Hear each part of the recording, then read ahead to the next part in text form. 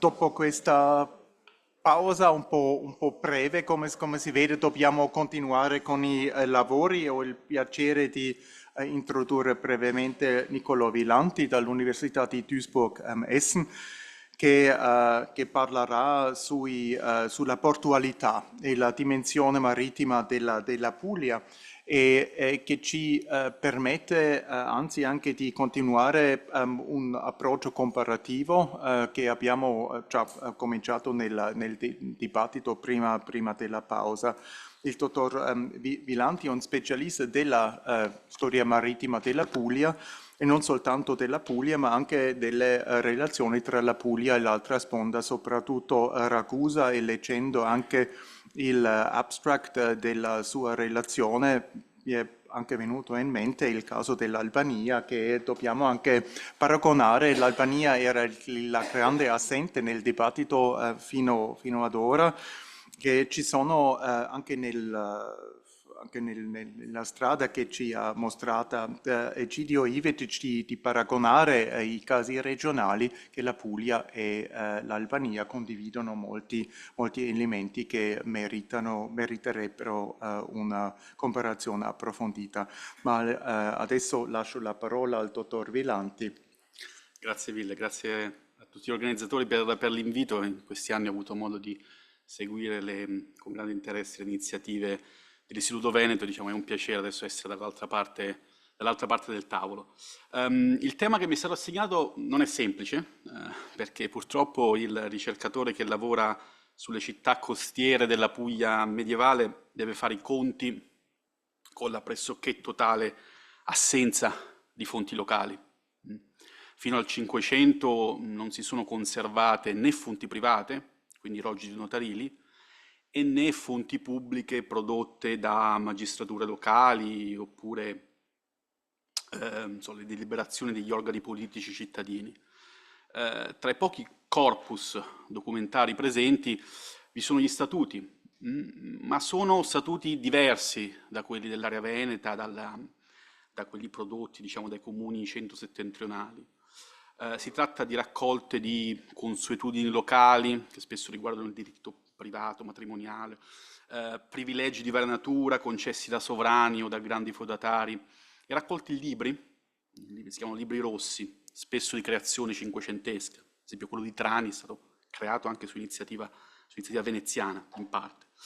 Non è un caso che davvero in poche occasioni, attraverso conferenze, pubblicazioni varie, si sia cercato di collocare la Puglia nello spazio adriatico, cioè in connessione, in rapporto con le città che vivono quello stesso spazio, perché è molto difficile seguire l'attività marittima locale, l'evoluzione, la gestione dei sistemi portuali, della cantieristica, la relazione tra città e la loro elite commerciale e lo spazio marittimo circostante. Qui vedete una citazione di Bautier presa da una pubblicazione degli atti di un convegno parigino del 59, una pubblicazione che ancora oggi, secondo me, fornisce la più completa ricognizione documentaria sulle fonti disponibili per lo studio della storia marittima del Mediterraneo. Oppure questa bella rassegna storiografica, peraltro edita da Antonio Di Vittorio, uno studioso pugliese che ha retto la cattedra di storia economica a Bari per tanti anni e specialista di storia adriatica, di storia di Dubrovnik, in cui in questa rassegna la Puglia è del tutto assente. Quindi il ricercatore che lavora sul Mezzogiorno continentale è costretto ad attingere a fonti conservate negli archivi al di fuori del Regno di Napoli, oppure ad utilizzare fonti prodotte dalla corona e dai suoi uffici centrali, che tuttavia sono piuttosto discontinue. Si concentrano nel primo periodo angioino, ovvero nell'ultimo trentennio del 200, per poi ritornare intorno alla seconda metà del 400, durante il mezzo secolo di dominio aragonese. Capite quindi come questa mia relazione debba essere in qualche modo strutturalmente diversa rispetto a quelle che abbiamo ascoltato su Venezia e quelle che seguiranno sulla Toscana e la Liguria. Inutile dire che sia le fonti estere che quelle della corona compensano solo in parte le mancanze, ma soprattutto, e questo è il grande problema, possono condurre a valutazioni distorte, problematiche, cioè il valutare l'azione, il ruolo dello spazio marittimo di una regione importante del Regno, come la Puglia, sulla base degli interventi della corona o dell'assenza degli stessi, può portare a sovrastimare l'importanza del potere centrale, della sua capacità di incidere, ad esempio, nel contesto socio-economico locale. Ma su questo punto tornerò poi più avanti nelle conclusioni. La Puglia era una realtà centrale dal punto di vista economico, demografico e politico. Noi storici dell'Adriatico lo vediamo bene, no, dai nostri documenti. No? Non è un caso che il Regno di Napoli fosse indicato normalmente come Regno di Puglia, De Puglia o varianti varie. Invece la Puglia regione, cioè regione storica, era suddivisa in 3 province dal punto di vista amministrativo. Capitanata, Terra di Bari e Terra di Otranto. No? I confini antichi non differiscono molto da quelli attuali. Dal punto di vista istituzionale e amministrativo aveva una struttura complessa, adesso non entro su questo tema, piuttosto frammentata, però a questo faceva da controaltare una straordinaria concentrazione nella struttura economica, orientata quasi esclusivamente alla produzione agricola. Qui ho indicato in giallo, nella provincia della Capitanata, la zona dove si produceva la maggior parte del grano, nella provincia attuale di Foggia più o meno, che la coltivazione di cereali lì è sempre stata la colonna portante dell'economia pugliese sin dai tempi dell'antica Roma sino adesso all'età contemporanea. Mentre in verde ho indicato le zone in cui si produceva olio d'oliva. A causa dell'alta domanda di questa merce si impiantano nuovi uliveti già sul finire del 300, cambiando anche il panorama della campagna, diciamo, salentina e di Terra di Bari. No?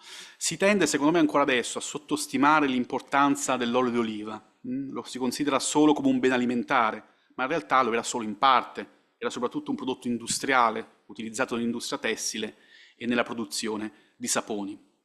Una particolarità della Puglia era il combinato tra una regione votata all'agricoltura intensiva, almeno cioè per gli standard dell'epoca, e la presenza di numerose città che costituivano una maglia fittissima. Questa è la prova della forza demografica anche della regione. Sin dal XII secolo vediamo come riesce ad attrarre popolazione straniera, sia proveniente dalla Dalmazia o dall'Albania, ma soprattutto dalla costa tirrenica del Regno, dalla zona amalfitana. Nella metà del 400 l'intera Puglia contava, quindi dopo lo shock della peste, contava circa 150.000 abitanti, che poi sarebbero raddoppiati, quindi a 300.000, intorno all'inizio del 500. Soprattutto il sud, la terra d'Otranto, in parte la terra di Bari, trascinano, diciamo, in alto questo trend demografico. La struttura economica pugliese quindi mostra delle similitudini con quella siciliana. Sembra avere tutte quelle caratteristiche proprie del cliché del mezzogiorno contadino, questo richiamo indiretto, in filigrana, a tutto il dibattito sulla questione meridionale, in cui, diciamo, in una contrapposizione schmittiana, la terra annulla il mare. Come tutti i cliché, vi è sicuramente una parte di verità. Tra le varie ragioni vi è quella geografica, ambientale, che è il nucleo centrale di questo nostro incontro, ma anche di quella politica. La corona, come sosteneva Mario del Treppo, sembra essere l'unica forza in grado di incidere nelle vicende di questa regione e decide di investire le proprie risorse nel potenziamento dell'output agricolo. Pensiamo alle grandi riforme di Federico II per la creazione del sistema delle masserie regge, fino alla fondazione della dogana delle pecore in epoca aragonese. Quindi l'allevamento intensivo di ovini, basato sulla transumanza delle greggi tra l'Abruzzo e il nord della Puglia. Quindi i sorvarani del Mezzogiorno si impegnano nello spazio marittimo pugliese solo in brevi momenti. Sin dall'epoca normanna mantengono degli interessi verso la sponda opposta, verso l'Epiro, verso le isole ioniche, ma a più riprese questi sovrani, questa cartina non è precisissima, comunque dà un'idea, ma a più riprese vengono travolti da altre questioni, da altri eventi, e ovviamente anche dall'instabilità dell'istituzione monarchica stessa. Possiamo, secondo me, individuare 3 momenti in cui i sovrani investirono le proprie risorse, il proprio tempo, le proprie forze in questo spazio marittimo.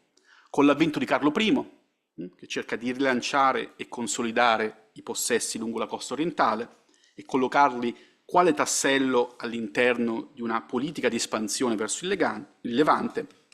È un progetto che poi si arresterà con la rivolta del Vespro del 1282, in cui la priorità torna ad essere il Tirreno, no? Il conflitto contro i catalani.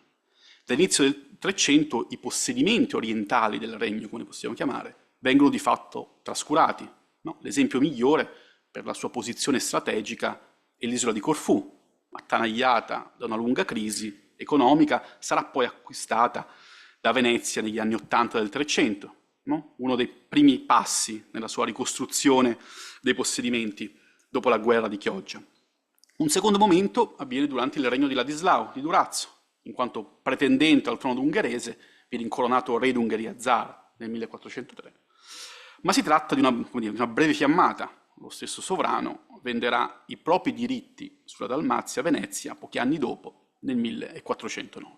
Infine, un terzo e ultimo periodo, il più significativo, cioè quello aragonese. Il re di Napoli, da un lato, non era più assorbito dal conflitto contro un nemico nel Tirreno, ma al contrario, il pericolo, per la prima volta, viene da Oriente, dagli ottomani padroni dei Balcani, che arrivano ad attaccare e distruggere una città importante anche dal punto di vista simbolico, come Otranto nel 1480, che è la porta, insieme a Corfù, diciamo, Otranto fungeva da porta dell'Adriatico. Quindi sul mare Adriatico normalmente i sovrani napoletani si limitavano a promuovere attività di polizia, di contrasto all'attività di pirateria.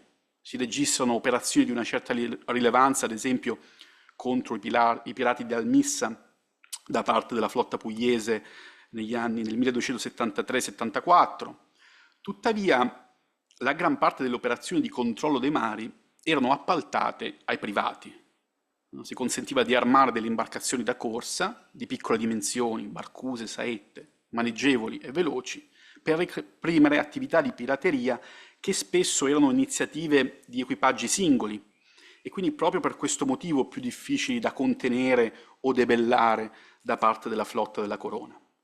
Il fenomeno endemico di questa sorta di pirateria irregolare proprio nel senso di episodica, poteva essere contenuta soltanto attraverso il ricorso a modalità altrettanto irregolari, quindi la guerra di corsa.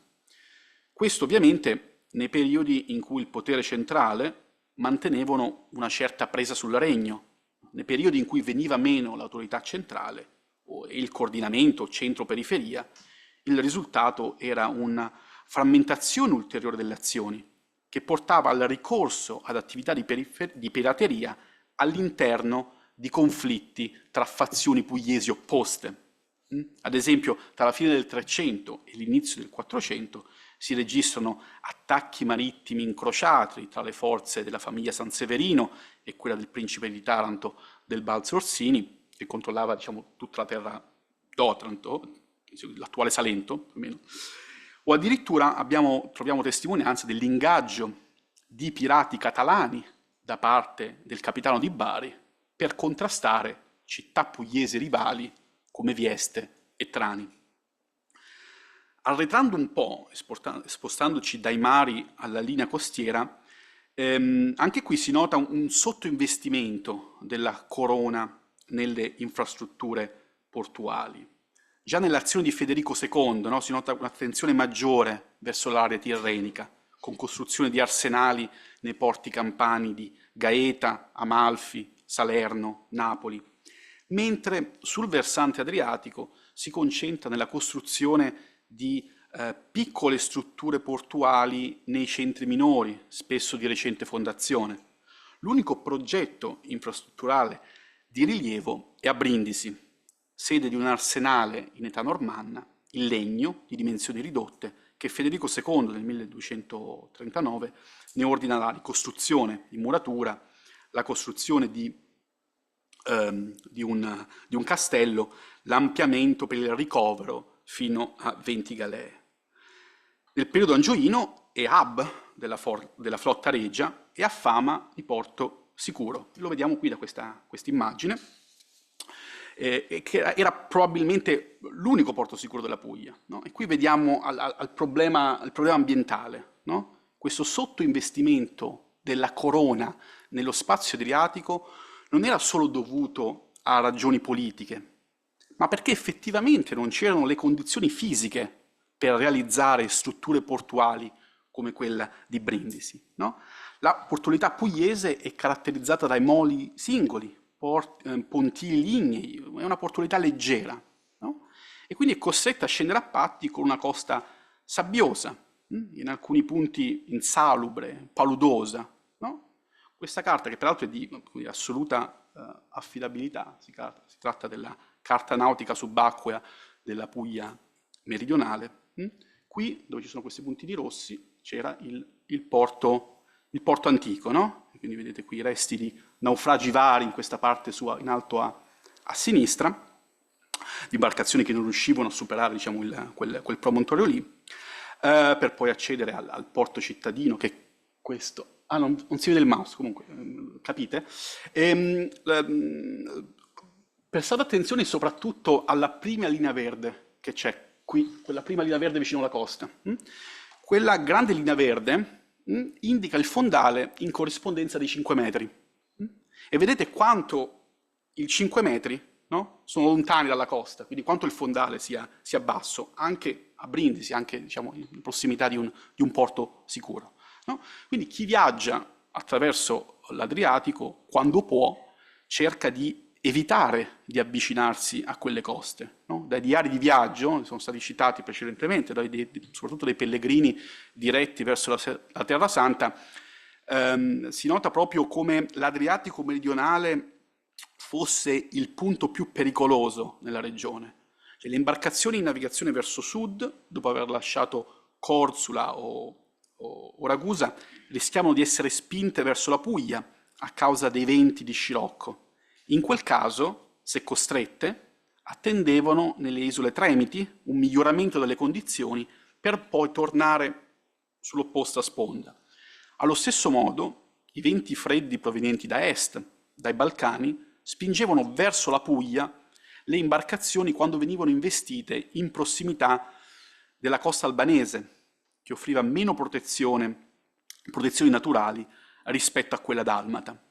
In Puglia si andava, insomma, se si era costretti per caricare la propria imbarcazione, oppure in quanto pellegrini per visitare San Nicola a Bari, il monastero di Monte Sant'Angelo nel Gargano. Quindi un naufragio in un fondale sabbioso comportava spesso il ribaltamento dell'imbarcazione e la perdita di tutto il carico. Al contrario, scogli, insenature, isole fornivano protezione da venti e onde. Inoltre, in caso di naufragio, consentivano, lo scoglio, di limitare i danni. No? Vi era la possibilità, grazie allo scoglio, di effettuare un naufragio parziale. Lo scoglio aiutava a tenere ancorata l'imbarcazione, no? E a consentire il parziale recupero del carico. Nelle fonti ragusee e anche qui a Venezia, nei giudici di petizione, si trovano testimonianze, no, di queste procedure per recuperare carichi parzialmente naufragati, quindi parzialmente recuperati. Una fonte veneziana del primo 400, che è il Portolano di Michele di Rodi, ci offre una bella istantanea delle caratteristiche della portualità pugliese. Ricorre a partire da Manfredonia proprio a più riprese il problema dei fondali bassi, delle manovre difficili di ingresso e soprattutto delle strutture decadenti. Ad esempio testimonia come i 2 fari a Polignano e a Otranto erano stati abbandonati e non più in funzione. Sappiamo che anche quei porti, non direttamente criticati da Michele in quel portolano, erano soggetti a continui insabbiamenti. Quello di Trani, che era scalo di riferimento per gli interessi veneziani nella regione, era stato oggetto di lavori di ristrutturazione durante il regno di Carlo I, ma in alcuni periodi diventava inutilizzabile. No? Nel 1499 i veneziani scrivono che nel porto di Trani, dove ci stava una galea, non era possibile ormeggiare neppure una gondola. Sempre dalla fonte di Michele da Rodi si nota un'altra particolarità. La maggior parte dei porti pugliesi, sono quelli segnati in rosso, erano inglobati all'interno del tessuto urbano. E questo creava spesso anche dei problemi di funzionamento. Cioè, i problemi di Trani, ad esempio, erano dovuti all'azione combinata del mare, quindi che li insabbiava, ma anche dell'industria locale, a causa dei conciatori e dei lavoratori di Salnitro che scaricavano gli scarti nelle acque del porto. La struttura portuale pugliese quindi non prevedeva la presenza di grandi caricatoi, al contrario della Sicilia. Quando i mercanti ragusei si recano in Sicilia a caricare il grano, vanno a Brucoli, vanno a Vendicari, non vanno nelle città porto, non vanno a Messina. In Puglia le esportazioni di grano invece avvenivano attraverso lo spazio urbano. No? Qui in verde ho segnato i porti non urbani citati da Michele. No? Uno di questi era questo è il porto di San Giorgio, che è a sud di Bari. Il loro ruolo, cioè questo porto di questo tipo, è negli scambi commerciali è del tutto marginale. Quando lo vediamo chiaramente, questo si vede chiaramente dalle fonti notarili ragusee, no? È molto raro imbattersi in viaggi commerciali diretti in questi piccoli porti. Probabilmente quindi erano scali secondari per il piccolo rifornimento. Vi sono solo due importanti eccezioni. Uno, questo, è il porto di San Cataldo, che era il naturale sbocco portuale di Lecce, e il porto alla foce del fiume Fortore, al confine tra Molise e Puglia. È un porto che emerge tardi, intorno alla metà del 400, per questo motivo Michele non lo cita, ma il Fortore presentava un indubbio vantaggio. Consentiva il trasporto fluviale su acque interne dei grandi carichi di grano, con la conseguenza, ipotizzo, di una riduzione dei costi di trasporto. No? Il Fortore era uno di quegli scali privi di strutture portuali, quindi le imbarcazioni erano costrette ad attraccare a largo, venivano raggiunte da 4-5 chiatte, piccole barche, che si occupavano di tutte le operazioni di carico e scarico. No? C'era questo microcosmo di barcaioli, bastasi, funzionari doganali che garantiva il funzionamento di questa struttura di porto senza porto.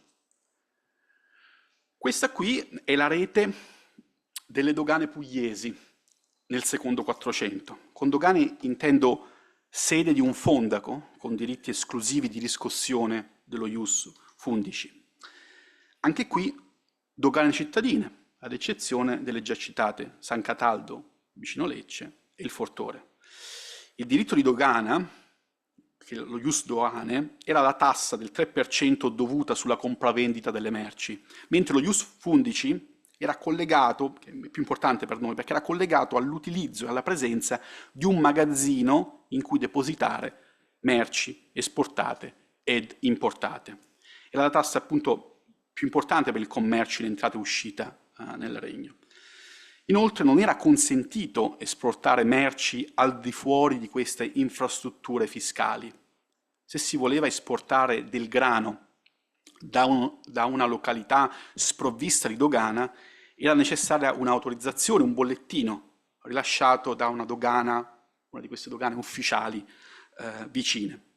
Stesso discorso nel caso di importazioni, cioè non si poteva importare, approdare e scaricare nel primo tratto di spiaggia o nel primo porto senza denunciare il carico. Ovviamente questa è la teoria, non sappiamo quanto fosse fiorente il contrabbando e il commercio al di fuori dei circuiti ufficiali.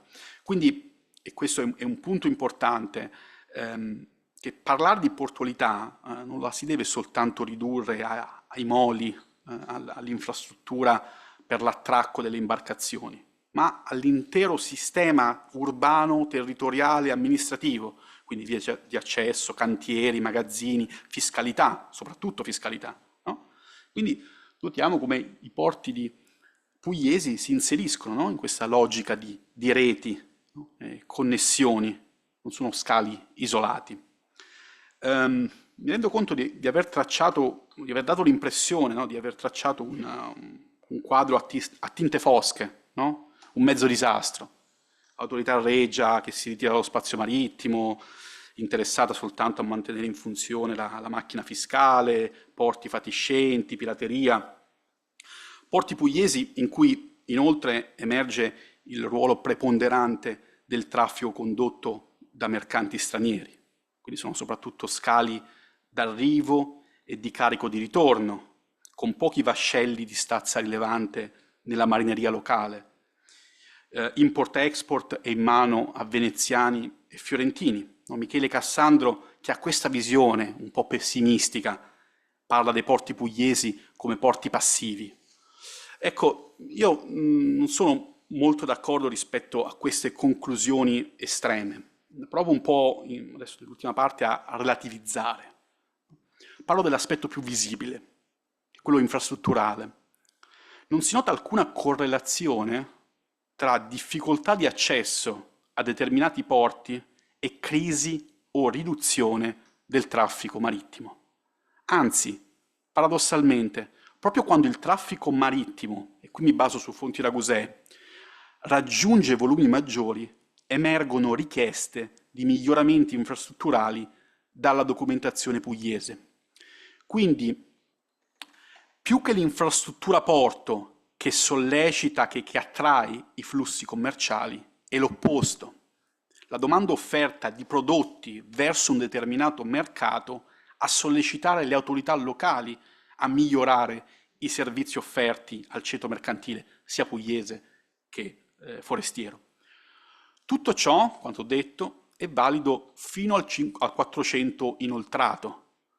Nel 500, invece, i limiti infrastrutturali sembrano avere un impatto determinante sulle fortune di alcuni porti. È un tema che deve essere ancora studiato. La mia ipotesi è che i miglioramenti strutturali e tecnologici dei vascelli, la loro stazza maggiore, li rendevano più difficili da gestire sotto costa, o meglio in una costa come quella pugliese. Necessitavano di cure maggiori, di attenzioni nell'ambiente portuale. Ma, diciamo, magari mi sbaglio, ma si vede chiaramente nel caso di San Cataldo, nel porto di Lecce, che nonostante Lecce fosse rimasta una città fiorente nel Cinquecento, reindirizza i suoi traffici verso il porto di Otranto e Brindisi. Un altro punto è la questione fiscale. Qui è un po' più complessa. È riduttivo vedere l'imposizione fiscale da parte degli ufficiali regi come un drenaggio di risorse dalla realtà locale a beneficio del potere centrale. Si tratta di una fiscalità partecipata.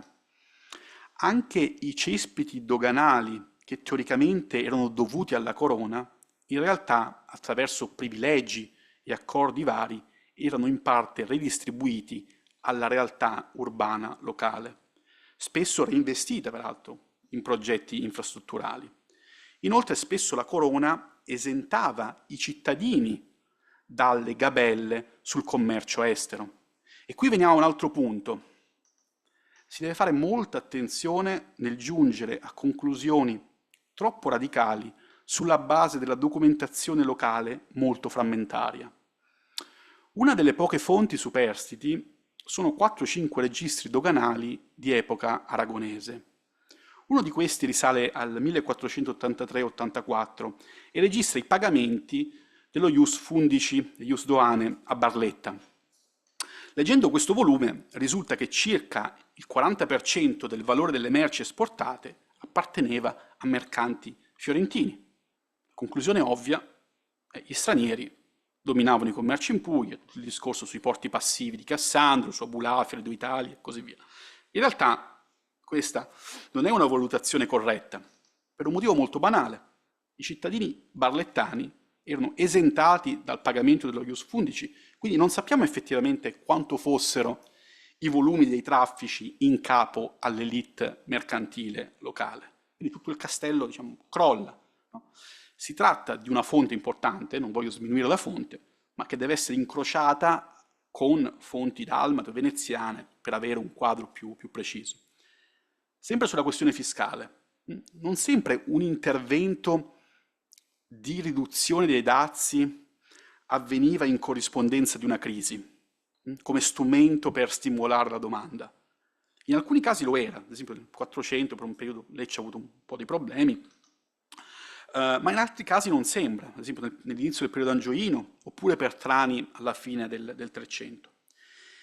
Infine c'è la questione sicurezza e presenza-assenza dell'istituzione monarchica nello spazio marittimo. No? Questa è una questione molto dibattuta dalla storiografia. No? La storiografia economica vede in quelli che chiama i predation costs, il maggiore ostacolo al commercio. A proposito, a Venezia c'è un articolo celebre di Frederick Lane intitolato Economic Consequences of Organized Violence.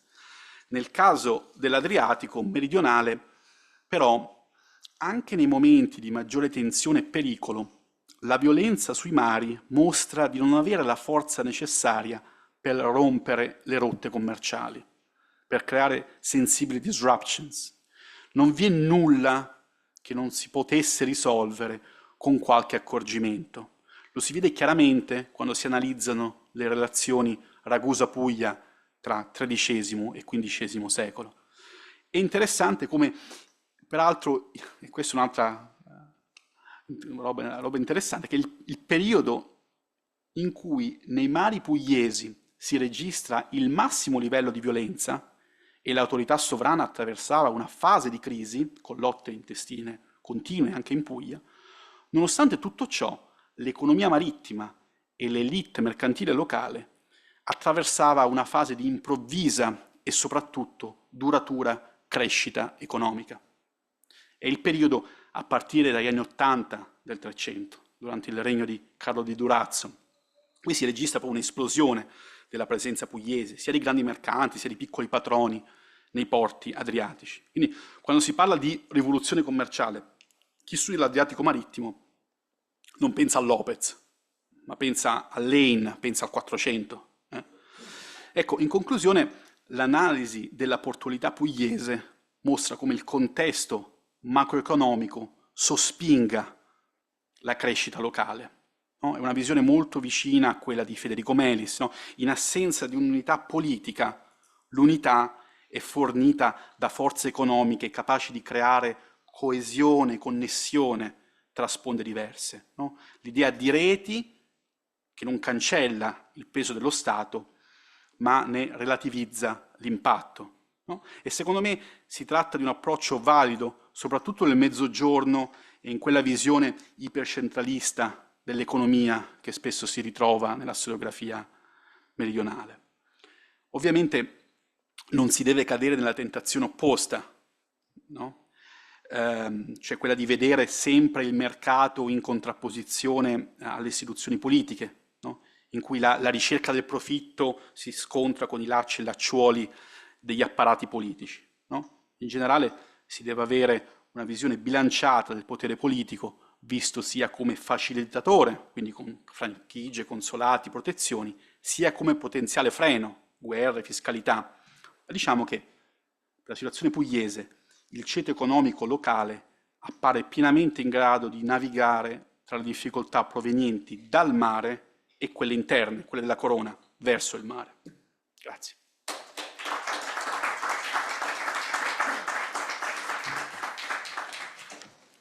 Grazie mille per questa bellissima relazione e anche la sua conclusione ricorda il caso dell'Albania nello stesso periodo 300-400 e continuiamo adesso con il dibattito sulla portualità che possiamo paragonare alla fine di questa sessione.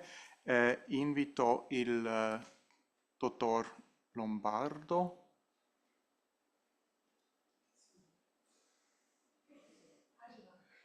Ah, che ha prolungato un po' la pausa fino al momento che è arrivato al momento giusto. Non- Ero in bagno prima, ma ho sì. scelto il momento peggiore. Allora, vorrei introdurlo brevemente. È l'autore di due monografie pubblicate nello stesso anno, un fatto impressionante nel 23, una monografia sulla crociata dopo la peste, la metamorfosi di un'idea e la croce dei mercanti Genova-Venezia e la crociata mediterranea nel tardo 300. E ci parlerà anche sulla portualità, ma concentrandosi sul caso Ligure, una storia di spiagge e cantieri e anche il cabotaggio ci ricorda il caso albanese, perché anche qui nell'Adriatico orientale, non soltanto albanese, ma anche dalmata, e questo dimostrano anche i registri pubblicati da Raucher e di Kolanovic, questo cabotaggio giocava un ruolo molto importante, più importante che la storiografia tradizionale. Ha sempre creduto che si è concentrato sulle mude e diciamo sul sistema molto spettacolare veneziano, che ha sottovalutato quello che dominava davvero anche l'economia regionale. Prego.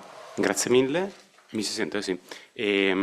Proverò ad essere breve visti i tempi, però volevo ringraziare per questo convegno che mi sta toccando molto e mi sta stimolando tanto, quindi ho rimaneggiato tantissimo anche tra ieri e oggi per tutta una serie di suggestioni che vorrei cogliere partendo proprio da quello che abbiamo sentito ieri, nel senso del Tirreno come campo di interazione fra ecologia e decisioni politiche, che è estremamente evidente e anche nel senso delle sue periferie, almeno quello che noi chiamiamo periferie, proprio perché il Tirreno, come ci è già stato ricordato, non fu mai solo Genova, anzi vorrei analizzare lo spazio ligure come realtà geografica, come suo sviluppo storico, ma con una particolare attenzione a un sistema di porti minori, se poi esistono dei porti come noi li intendiamo, eh, in particolare nella sua riviera più lunga, che è quella di Ponente. Dunque vi erano dei porti minori in senso artificiale e se non vi erano è perché la geografia non lo permetteva o perché Genova non lo permetteva.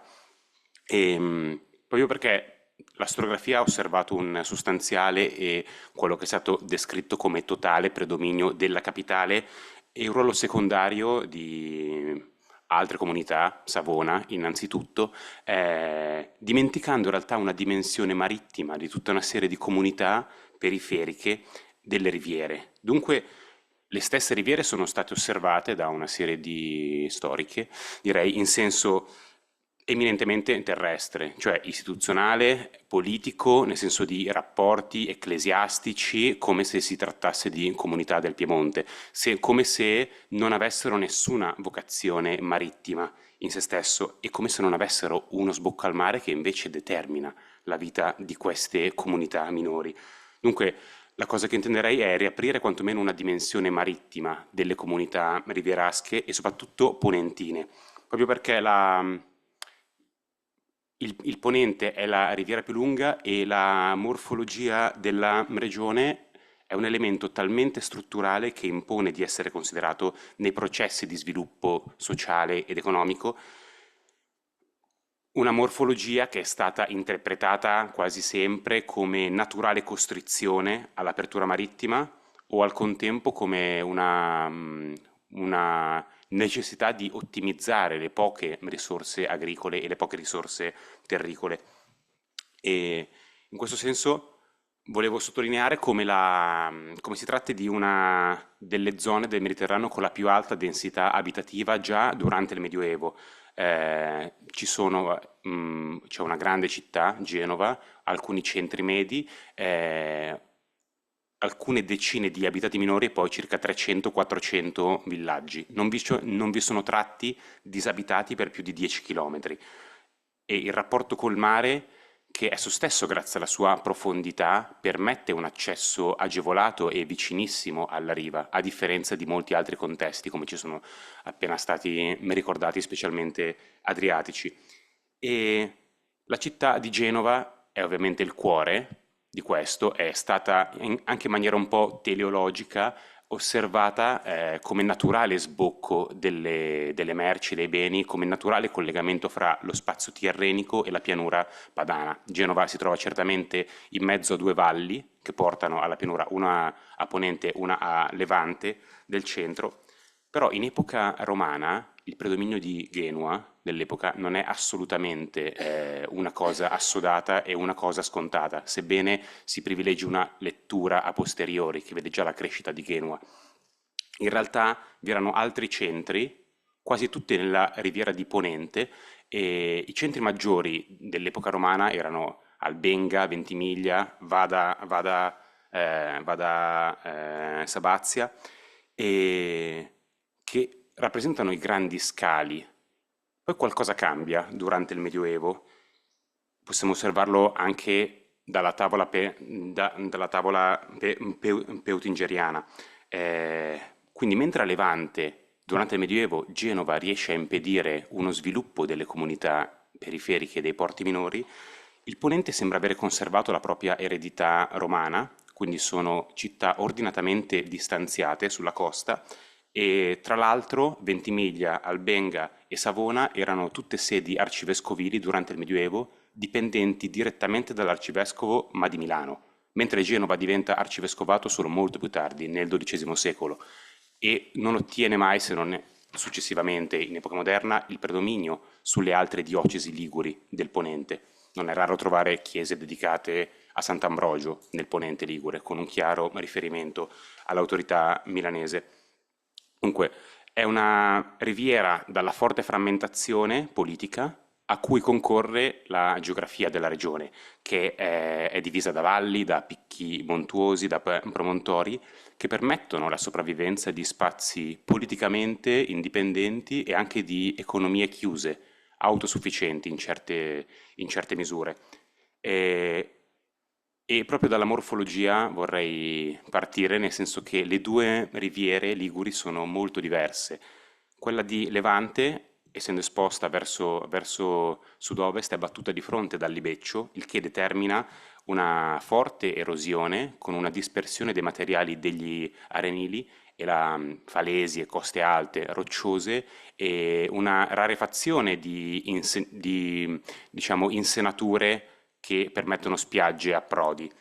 Al contrario, invece, il ponente, che prende il Libeccio, che arriva da sud-ovest, lo prende di infilata, può presentare una serie di insenature protette dalle mareggiate e quindi una serie di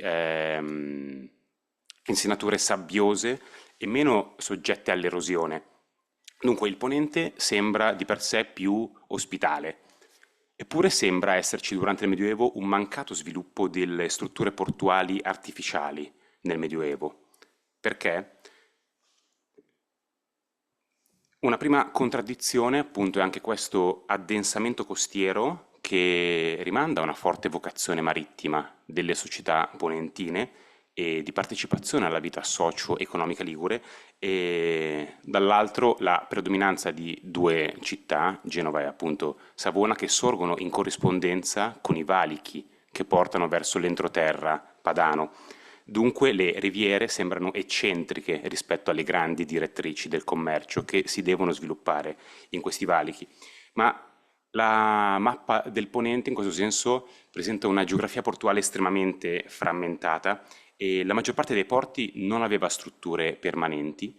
Si trattava in realtà principalmente di rade naturali con ancoraggi temporanei, strutture lignee, e un elemento estremamente ricorrente è quello degli insediamenti gemelli, ovvero si sviluppa un centro a una qualche distanza dalla costa, specialmente in posizione sopraelevata, o comunque che permette una dinamica difensiva, e poi altri centri paralleli che fungono da marina dell'insediamento, che però sta all'interno, funzionale appunto alle attività del centro dell'entroterra.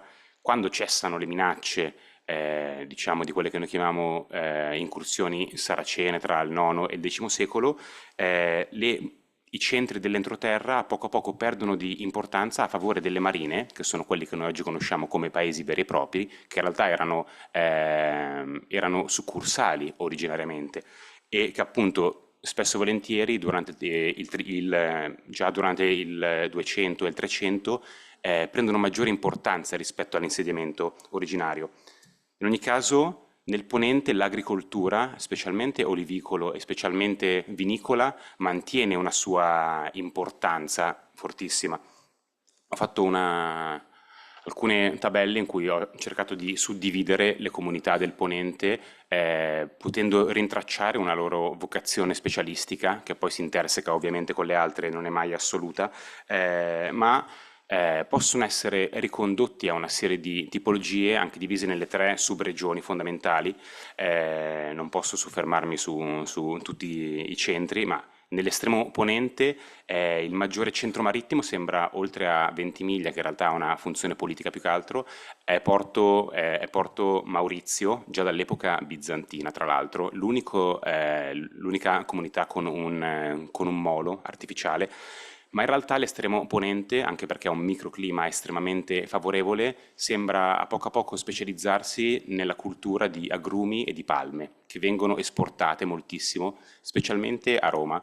Mentre la comunità principale del Medio Ponente è Albenga, che è una città di origine romana, che funge in realtà da capoluogo agricolo della regione, proprio perché si trova nell'unica vera piana della zona ligure e quindi diventa un collettore dei prodotti intorno, ma diciamo le comunità marittime in senso stretto si concentrano in alcune baie, per esempio la zona di Laigueglia e di Alassio o di Cervo, quindi ci sono delle comunità specializzate in questo senso, accanto ad altri centri, per esempio Finale, che è legata ai Marchesi del Carretto, politicamente indipendenti sia da Genova che da Savona fino al tardo Cinquecento, quindi al di fuori, e che si specializza per esempio in attività estrattive con la pietra del Finale. Quindi si assiste a una suddivisione di ruoli e nel Savonese, per esempio, si può trovare Noli, che è un centro marittimo di primaria importanza, che pur non ha alcun tipo di porto artificiale, oppure Varazze, che è uno dei grandi poli cantieristici della Liguria. Dunque,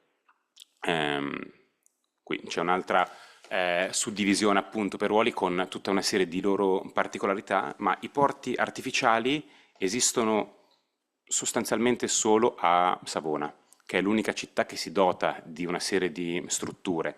E i motivi di questo difficile e mancato sviluppo possono essere ricondotti innanzitutto a delle questioni morfologiche. È già stato ricordato l'insabbiamento, che è un problema costante nel Ponente durante il Medioevo e già la stessa Porto Maurizio, che pure aveva un molo, era soggetta a costanti interramenti, e Albenga, soprattutto, che si trova al centro di una pianura alluvionale, era un porto di primaria importanza in epoca romana, ma si trova in una zona con una costa in espansione e questo porta all'interramento del porto per colpa del fiume Centa e che allontana progressivamente la città dal mare. Lo stesso porto romano che esisteva, di cui si era persa ogni traccia durante l'epoca moderna, è stato ritrovato con certezza solo alla fine del Novecento grazie ad alcuni scavi archeologici. Ma tutta la zona fra Ceriale e Pietra, diciamo tutta la zona relativa alla piana alluvionale, mostra una espansione della linea di costa che durante il Medioevo era molto più arretrata. Abbiamo un sacco di casi, per esempio il Castello di Pietra, che un tempo sorgeva sulla riva del mare, adesso è abbastanza distante da essa. Dunque, anche in questo senso mi sembra siano da collocare le strutture mobili e non fisse sulle spiagge, proprio per assecondare questa espansione della linea di costa. ma lo stesso porto savonese era in costante pericolo di insabbiamento. Questo però non basta a spiegare il mancato sviluppo portuale. I fattori morfologici non possono dire tutto, anche se solo pensiamo a grandi esempi come Barcellona oppure a Valencia, che come strutture portuali nella stessa epoca hanno poco più che spiagge, eppure si trovano al centro di un grandioso sviluppo economico e marittimo.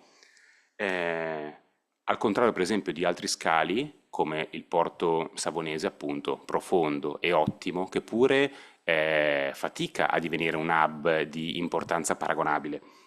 Dunque, in questo senso, occorre osservare queste comunità nel loro rapporto politico con la dominante, che è Genova, e che tenta di attuare un controllo della regione, specialmente nei rapporti con, oltre che con le comunità, con una serie di dinastie feudali estremamente imponenti, direi, nella zona, come le signorie dei marchesi del Carretto, i conti di Ventimiglia, i marchesi di Clavesana, ognuno con le proprie signorie vassalle, la contea di Tenda, eccetera.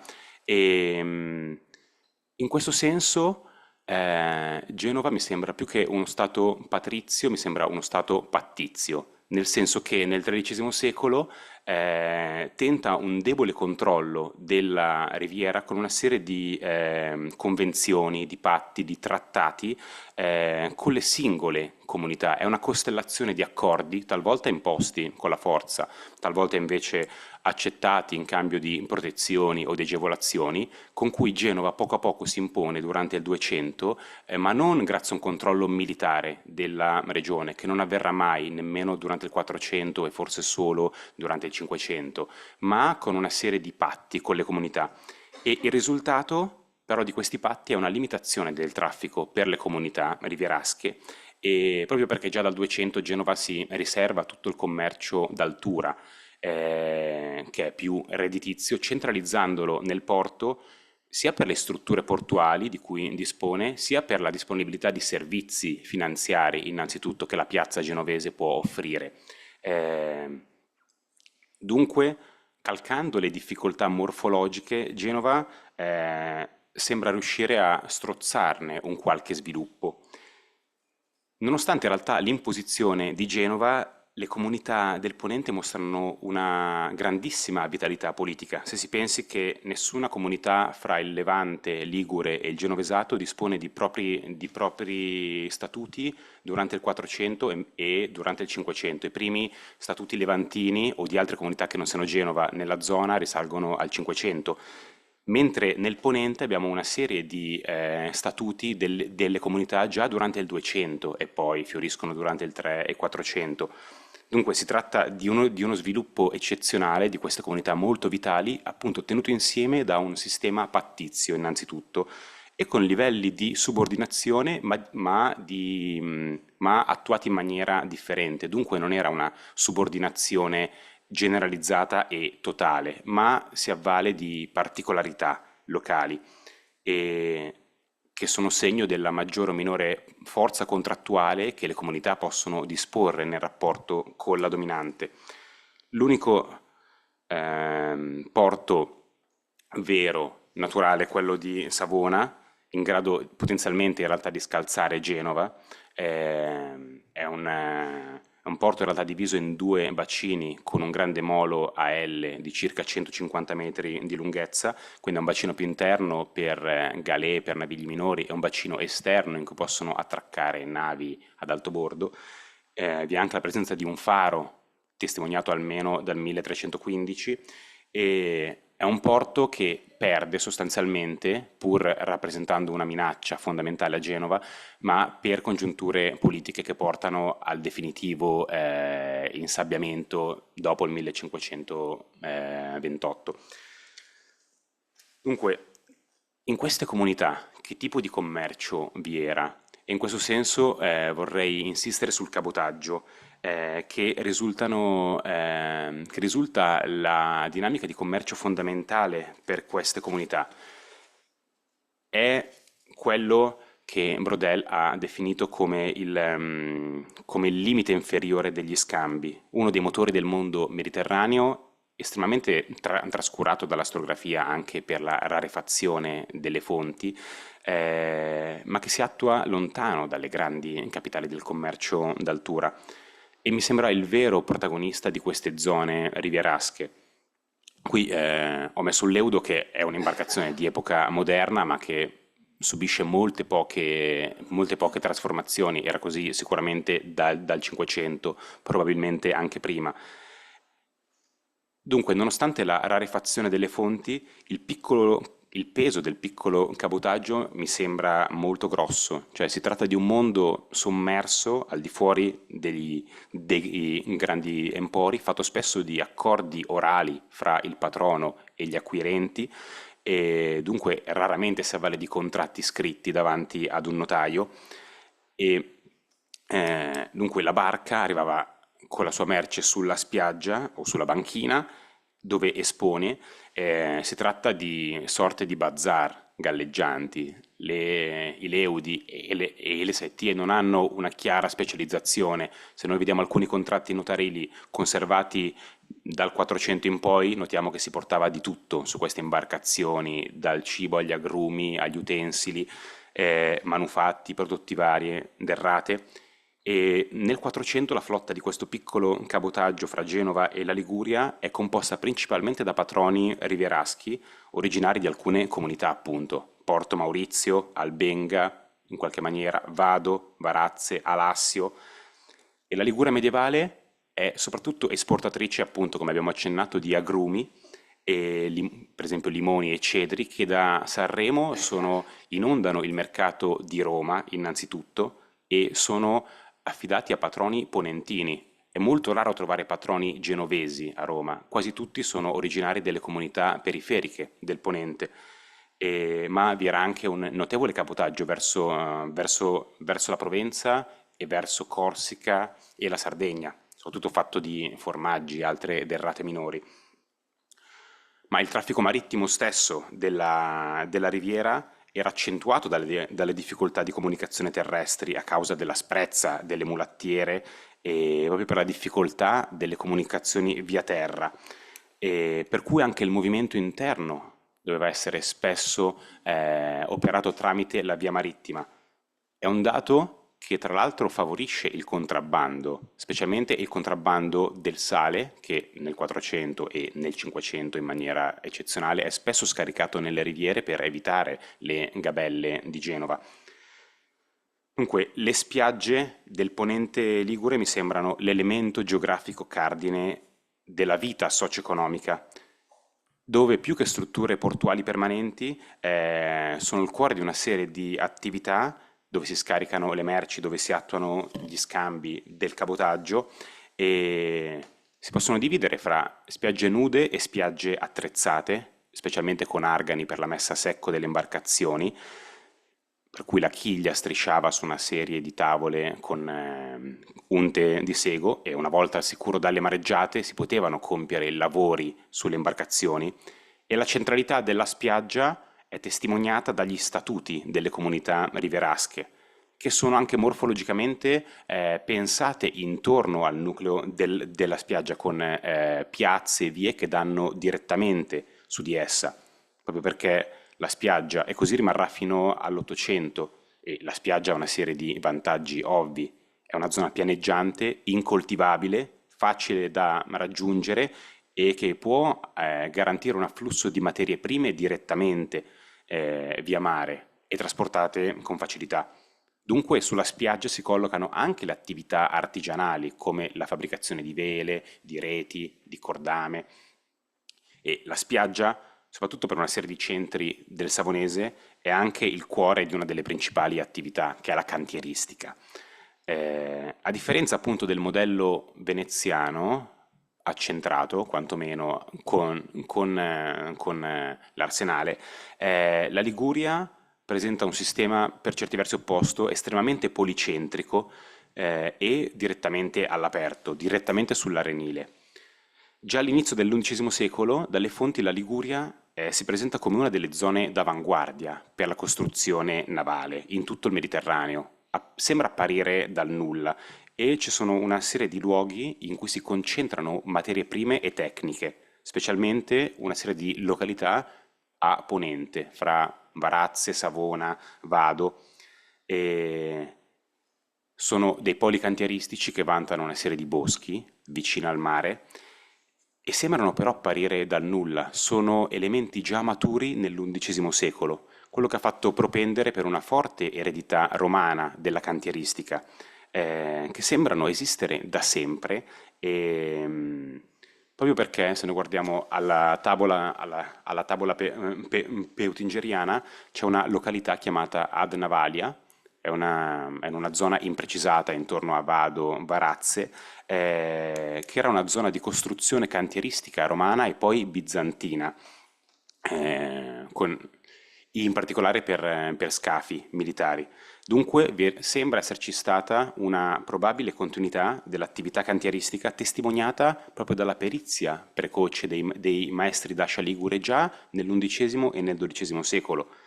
Proprio perché costruire imbarcazioni è un'operazione complessa e necessita di una filiera complessa, con l'afflusso di legname, di chiodi, cordame, metalli, che è già matura nell'undicesimo secolo.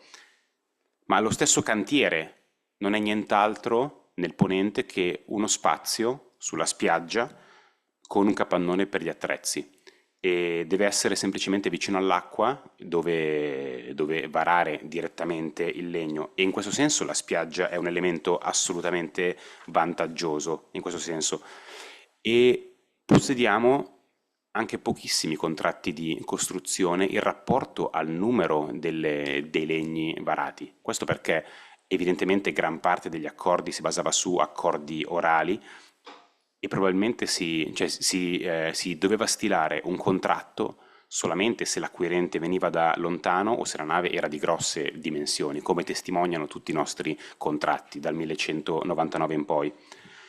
Dunque, in questo scenario che vi ho fatto molto di corsa per non sforare, semplicemente vorrei sottolineare una rilettura del concetto stesso di porto, adattandolo appunto a un modello policentrico come si presenta il ponente ligure e insistendo sul dato naturale di questi porti, che appunto presentando strutture in legno non sono assolutamente giunte a noi e nel ponente ligure il porto, fino a epoche recentissime, fino all'Ottocento, coincide con la spiaggia. Il porto è la spiaggia, raramente fornita di pontili, se non in alcuni casi eccezionali, ma anche in comunità alla fortissima vocazione marittima non vi sono strutture, ma è una spiaggia costellata di capannoni e di attività e questo ce lo testimoniano anche alcuni portolani, per esempio il compasso de navegare duecentesco chiama porti tutta una serie di località del ponente ligure, fra cui Noli, Vado, che però non hanno alcuna struttura artificiale. Piuttosto vi si differenziano porti a molo e porti a spiaggia, appunto porti a molo come quello di Genova o di Savona. Ma anche gli statuti, per esempio quelli di Noli, forniscono indicazioni per il pagamento dell'ancoraggio in quello che viene chiamato porto di Noli, che però non ha alcuna struttura. Il porto di Noli è la baia di Noli. E anche il principio di corrispondenza dei dazi fra le comunità. Per esempio, nel caso di gabelle pagate dai nolesi, in altri porti, come il porto di Varigotti, che non esiste il porto di Varigotti, è la spiaggia di Varigotti o di Finale, quindi il porto nel ponente non ha strutture se non mobili. E mostra appunto, mi sembra, un modello marittimo alternativo legato al cabotaggio e alla cantieristica in risposta alla città dominante della regione che si impone su certe attività. E appunto tale modello mi sembra leggibile in questo senso di dialogo con la capitale, come alla luce della geografia, della morfologia della regione e ai problemi delle vie di comunicazioni terrestri, agli insabbiamenti, alla frammentazione politica su cui non mi sono dilungato, ma che è un elemento fortissimo del ponente ligure, e alla specializzazione che quindi si attua delle comunità in determinati settori, con una certa divisione anche nello stesso ponente fra comunità a vocazione agricola e altre a vocazione marittima. Dunque il mancato sviluppo dei porti artificiali non indica, a mio parere, necessariamente una minore vitalità socio-economica e marittima della riviera, anzi, si tratta semplicemente di un processo alternativo legato a fattori geografici, economici e politici che pur non avrebbero reso il ponente meno vivo in senso marittimo dei grandi capoluoghi delle grandi città portuali mediterranee. Grazie mille, perdonatemi, sono stato...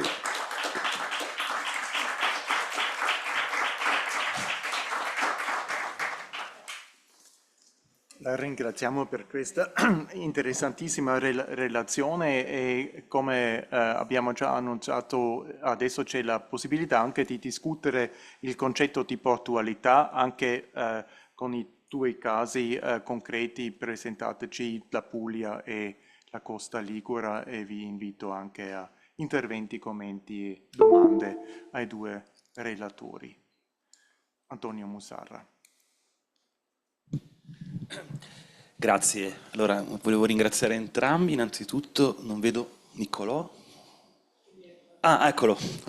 Ok, sparite oggi e per queste due belle relazioni che secondo me effettivamente hanno dei punti in comune, nonostante ieri abbia esordito dicendo che non necessariamente bisogna trovare dei punti in comune, però mi pare che un elemento di fondo sia il protagonismo delle comunità locali, che emerge in entrambi i casi al di là delle autorità politiche ed emerge soprattutto per ragioni di natura strettamente economica, da banalmente la sopravvivenza ovviamente quotidiana sino al tentativo di lucro e così via, sfruttando le risorse che si possiedono.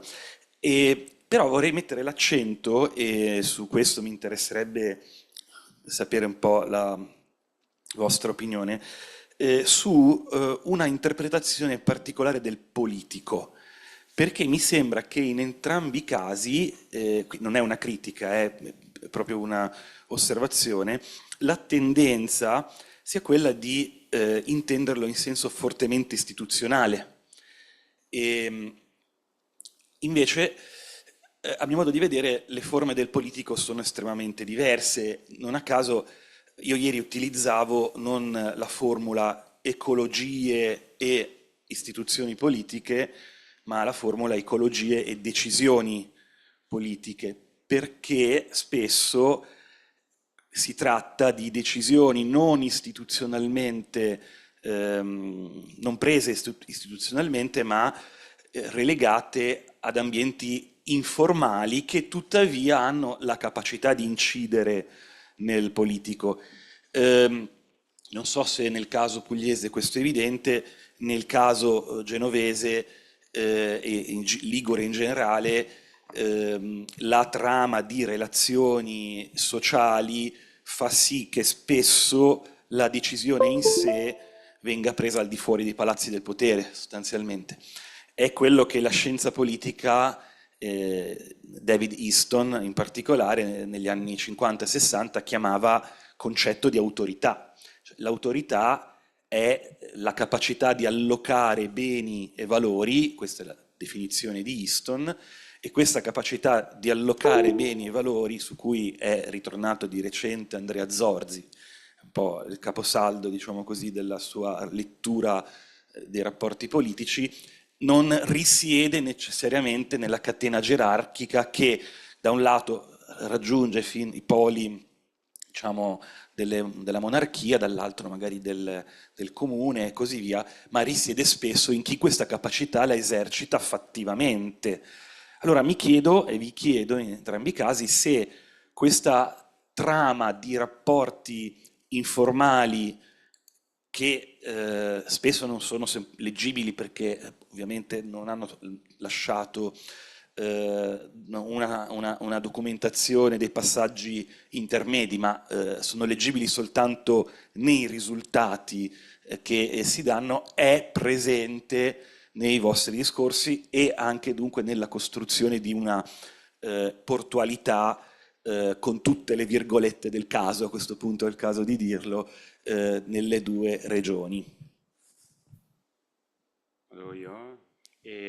Sì, assolutamente, anzi stavo cercando per esempio un esempio che è quello di Oneglia, in cui, come dire, il caso Ligure si lega molto alle famiglie e quindi c'è tutta una importanza informale anche attribuita dal legame di certe località con certe famiglie o certi alberghi, per cui per esempio Oneglia diventa importante perché diventa dei Doria, i Doria vi si stabiliscono, diventa un centro marittimo interessante, così come Bordighera che viene fondata alla fine del 400 e poi diventa un centro marittimo interessante e primario.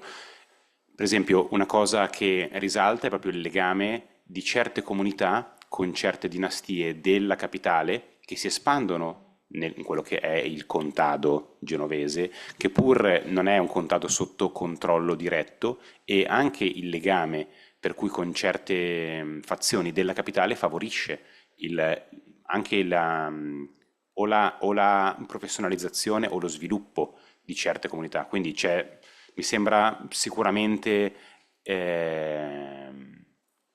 presente e importante la dinamica informale, per esempio è molto leggibile in questo senso, cioè nel senso di famiglie che si installano in certi luoghi. O viceversa, appunto ieri citavo il caso di Alassio, per cui grazie a dei legami con la famiglia Lomellini gli alassini diventano specialisti della pesca del corallo e loro hanno fondamentalmente il monopolio della pesca del corallo in Nord Africa per una serie di legami informali, perché proprio loro, come dire, per una serie di legami che andrebbero sondati ma che non sono, come dire, tracciabili in senso meccanico. Sono una serie di scelte, di decisioni e di casi fortuiti che portano allo sviluppo di certe comunità. Però sì, assolutamente c'è, l'ambito informale mi sembra quello predominante in questo senso. Sì, ma anche in Puglia e a Dubrovnik si vede l'importanza di questi clan familiari che, diciamo così, conservano una loro identità molto precisa, però spesso poi l'esito è comunque istituzionale. C'è questi clan familiari, soprattutto quando partono da, diciamo, uomini nuovi, poi cercano, diciamo, di rompere i ranghi e istituzionalizzare la loro presenza all'interno dell'università, come si chiama il comune, diciamo, pugliese. Ci sono due grandi momenti nella storia economica pugliese dove si vedono questi clan familiari e sono il periodo tra fine 200 e inizi 300, quando ci sono nei porti, soprattutto di Trani, Barletta, Manfredonia, i cosiddetti ravellesi. E la cosa interessante è che queste famiglie da ravellesi li chiamano o amalfitani, che si spostano da Amalfi lì, ma si spostano da Amalfi un secolo e mezzo prima, ma ancora erano considerati ravellesi con un'identità specifica e vengono, diciamo, considerati, c'è una famiglia Sannella che è presente anche a Dubrovnik e anche i notai di Dubrovnik li chiamano ravellesi, no? Ravellese, cittadino di Barletta, quindi diciamo la notizia della loro alterità identitaria varca, diciamo, l'Adriatico, vabbè, sono poche ore di navigazione, quindi non è che tutta. Il caso più interessante è quello, diciamo, su cui sto lavorando io. Beniamin Shell ha lavorato, Lena Sadlowski, recentemente nella sua tesi di dottorato con il professor Schmidt, ovvero il caso dei cristiani novelli di Trani. C'è praticamente una comunità di ebrei che viene convertita a forza da Carlo I. A un certo punto non si capisce perché, non si capisce per come, e alla fine del 300 cavalcano questa onda di crescita economica e si affermano come i mercati monopolisti in Adriatico, nelle esportazioni di grano da Manfredonia, Barletta e Trani. Erano soprattutto famiglie tranesi e di Manfredonia, ma poi si spostano anche a Barletta, e sono famiglie già conosciute, cioè diciamo, noi a Dubrovnik li conosciamo bene, sono i Florio, i Barisano, i Menadoi, Capuano, sono un numero di famiglie, diciamo, conosciamo i nomi, Però la storiografia, diciamo, jugoslava e anche la storiografia, diciamo, economica dell'Adriatico non ha mai individuati come cristiani novelli, cioè come ebrei convertiti, perché nei documenti non appaiono. Cioè, infatti nel notarile veneziano è pieno di questi cristiani novelli, ma non appaiono mai col titolo di cristiano novello o olim iudeus o cose simili. E la cosa interessante di entrambe queste famiglie, cioè di questi gruppi clan familiari, che è la loro longevità, cioè i cristiani novelli che si convertono dall'ebraismo al cristianesimo alla fine del 200, ancora nei testamenti veneziani del 500 continuano a sposarsi tra di loro. Si li vedi alcuni, perché poi si trasferiscono qui, si vede che ancora continuano a sposarsi tra di loro.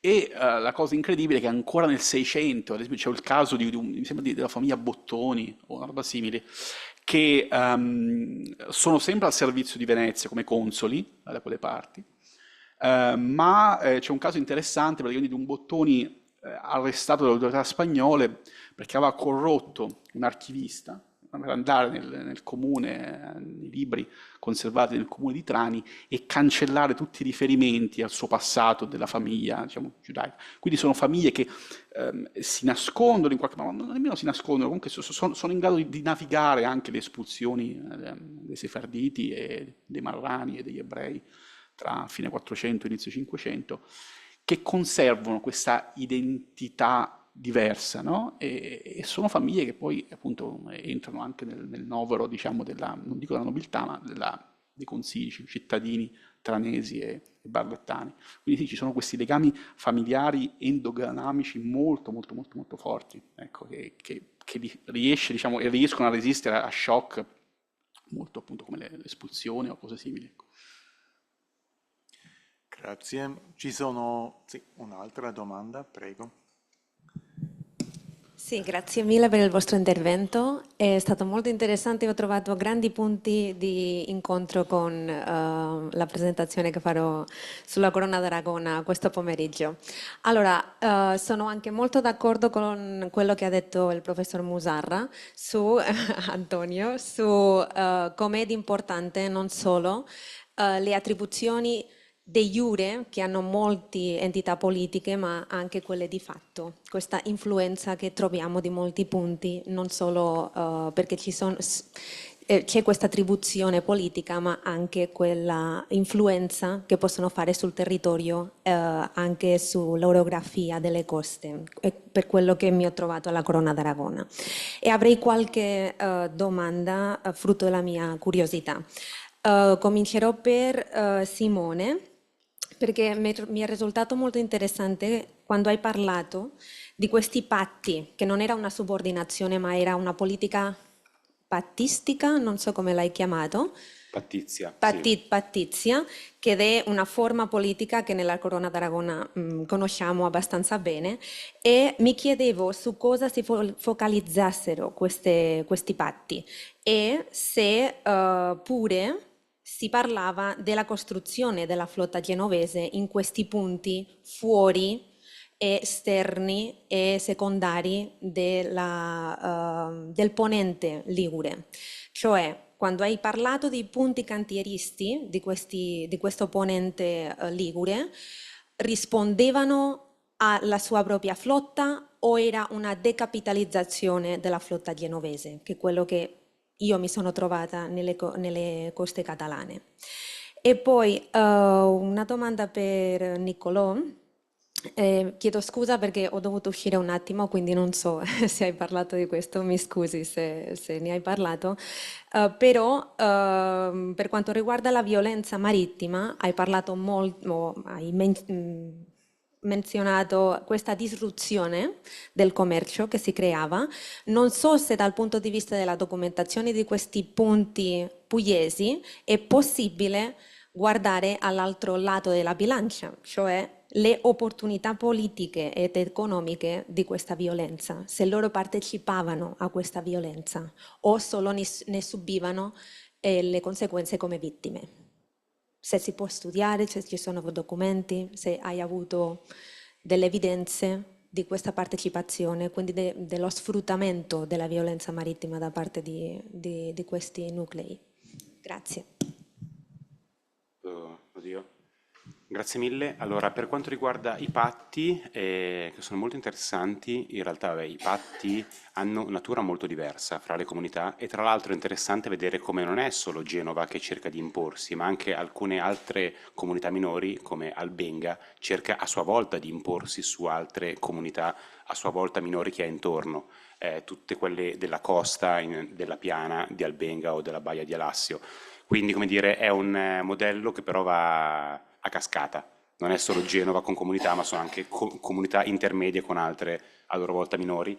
E no, i patti sono classici patti in realtà di subordinazione, nel senso di fornire aiuto militare in caso di crisi, eccetera, eccetera, accogliere ufficiali. Poi sono molto variabili, sono stati raccolti, anche se non analizzate, come dire, in maniera coerente, in maniera sistematica, e tutta una serie di gabelle, eccetera. Quindi però sì, come dire, è un dominio molto instabile, molto soggetto, come dire, anche alla maggiore o minore forza contrattuale, ma come avviene anche, appunto, penso nella Corona d'Aragona, su cui non sono un esperto. Però questo, per esempio, si riflette sulla flotta, cioè mi sembra un modello molto più disordinato e molto più debole, per cui mentre mi sembra che nella Corona d'Aragona si installi una certa predominanza effettiva del fattore regio, almeno poi non lo so, nella Liguria di Ponente è molto più magmatico, ci sono alcune aree, alcune zone che rimangono totalmente al di fuori dell'autorità genovese. I Marchesi del Carretto, per esempio, sono assolutamente contro, anzi, certe alleanze di Genova si attuano contro altri nemici della Riviera. Per esempio i conti di Ventimiglia vengono favoriti proprio anche per l'allineamento molto precoce con Genova, con il comune. Quindi è un contesto magmatico, ma mai, cioè di predominanza genovese, ma mai assoluta, anzi con tanti buchi interni. E in questo senso la flotta, cioè il tema della flotta è nel senso che non c'è una regolamentazione di questi cantieri. La flotta militare genovese è una flotta privata, la sto facendo molto in soldoni, però è una flotta privata, poi convocata e precettata per l'occasione, con certe misure standard che erano rispettate per degli ordinamenti, appunto, per la costruzione di galee, in realtà principalmente, però non c'è una regolamentazione centrale, cioè c'è una regolamentazione centrale, ma non c'è un vero e proprio appalto dello Stato su questi cantieri che operano per clientela assolutamente privata, anche perché le poche imbarcazioni galee del comune vengono fatte nei poli cantieristici che esistono anche a Genova e intorno, alla Foce, nella zona di Sarzano, sono comunque tutte zone che oggi sono nella città metropolitana di Genova, erano poli cantieristici vicini alla città. Il Ponente, meno per quello che ho potuto osservare io, poi il prof. Musarra ci potrà dire di più, ma mi sembra estremamente legato a una clientela privata, che poi può essere nel caso di crisi precettata e fa parte della flotta, chiamiamola del comune, della flotta statale, ma non ci sono commissioni pubbliche, non ci sono mai, semplicemente perché il modello è completamente diverso anche rispetto al modello aragonese. Quindi sì, sono tutti cantieri assolutamente privati su cui in realtà sappiamo anche molto poco, se non, anche perché gran parte dei documenti sono relativi ai cantieri del Genovesato, molto meno rispetto al Ponente. E quando abbiamo i contratti, sì, ma cioè, il contratto è fatto, oddio sì, a volte, però il contratto è proprio fatto spesso per committenti che venivano da lontano, quindi si facevano un giorno o due di viaggio per visionare il cantiere, per visionare il legno in costruzione e in tal caso spesso si faceva un contratto, ma penso che nel 90% dei casi vi fossero solo accordi orali, e per cui il contratto c'è quando il committente o risponde a una catena di altri armatori a cui deve fare riferimento, quindi deve presentare un contratto, oppure viene da lontano. Per esempio abbiamo contratti con provenzali che vengono nelle riviere per commissionare, però c'è un bias della fonte per cui il contratto ci restituisce un certo tipo in realtà di committenza, che però non è assolutamente la totalità dei patroni privati. Almeno mi sembra cioè, di poter dire questo, poi sono tutte ipotesi discutibili. Allora, la domanda su queste famiglie, quanto, anche io ho cercato di capire se queste famiglie lucrassero in qualche modo l'attività di pirateria. È un'attività di pirateria che, come dicevo, appare molto episodica, non si riescono a capire gli equipaggi, i comandanti, a parte appunto qualche informazione, sappiamo che alcuni di questi equipaggi catalani probabilmente provenienti dal di fuori dell'Adriatico. Quindi diciamo queste famiglie dell'elite non si dedicavano a una pirateria d'appalto, almeno quanto è evidente, si dedicavano ovviamente a un altro tipo di predation, di predazione, ovvero occupavano cariche fiscali in qualche modo che diversificavano le loro rendite dalle attività commerciali. Quindi abbiamo appunto queste famiglie che diventano appunto daziari, doganieri, credenzieri e così via, e poi in qualche modo vengono anche, come dire, premiate dalle controparti al di là della costa, ovvero ad esempio abbiamo, non so, i Florio che diventano consoli di Ragusa a Manfredonia, abbiamo i Capuano che diventano consoli di Venezia a Manfredonia, e quindi diciamo c'è una predazione, diciamo, nel senso proprio dell'economia, diciamo, alla Douglas North, cioè preferiscono diversificare su terra in qualche modo sulle cariche fiscali. Questo si vede già dal periodo degli Amalfitani, fine 200, però è interessante che anche, diciamo, uomini nuovi come questi mercanti quattrocenteschi riuscivano appunto a queste operazioni. Per quanto riguarda invece l'impatto economico delle attività di pirateria, credo che queste non sia possibile in qualche modo valutarle dal punto di vista quantitativo sull'impatto economico, però secondo me è possibile valutare l'impatto delle violenze quando queste erano istituzionali, cioè promosse da governi. Ad esempio, quando un governo raguseo, il governo raguseo delibera di praticare un embargo commerciale contro certe città, noi possiamo vedere proprio in real time quali sono gli effetti e quali sono le capacità di una città adriatica di imporre e soprattutto sostenere un embargo, no? E vediamo proprio, è interessante questo, cioè quando ad esempio Ragusa impone l'embargo contro alcune città del nord della Puglia, le città più importanti come Trani, Barletta, si vede proprio che non riescono a gestire più di 6-9 mesi di embargo, nonostante si sforzassero di prendere il grano anche ad esempio da Lecce, perché lì c'era il principe di Taranto, quindi non c'era l'embargo, cercassero altre strategie, mandassero navi in Sicilia, mandassero navi nel Levante. Si vede proprio che la relazione è talmente stretta e la dipendenza dal mercato cerealicolo del nord della Puglia è talmente intensa che anche se si prova a diversificare, no, le fonti di approvvigionamento, non si riusciva oltre a un certo punto. Quindi si vede proprio che questi embarghi sono insostenibili, e questa è la prova anche diciamo, della forza, delle reti, delle relazioni che abbiamo discusso. Grazie mille. Adesso siamo raggiunti al momento del pranzo. Ermanno Orlando mi fa già dei segni. Vorrei ringraziare tutti i relatori, tutti quelli che hanno partecipato anche alla discussione. Questo è un molto breve commento, continuiamo adesso la discussione al pranzo. Grazie a tutti.